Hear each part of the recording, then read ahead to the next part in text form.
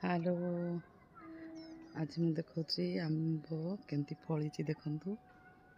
ଏଇଟା ନିଜ ଘର ପାଖେ ଗୋଟେ ଆମ୍ବ ଗଛ ଅଛି, କେତେ ସୁନ୍ଦରରେ ଫଳିଛି ଦେଖୁଛନ୍ତି। ମୁଁ ଦେଖାଉଛି ଭଲ ଭାବରେ।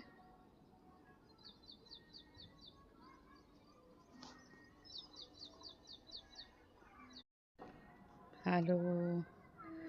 ଆଜି ମୁଁ ଦେଖାଉଛି ଆମ୍ବ କେମିତି ଫଳିଛି ଦେଖନ୍ତୁ। ଏଇଟା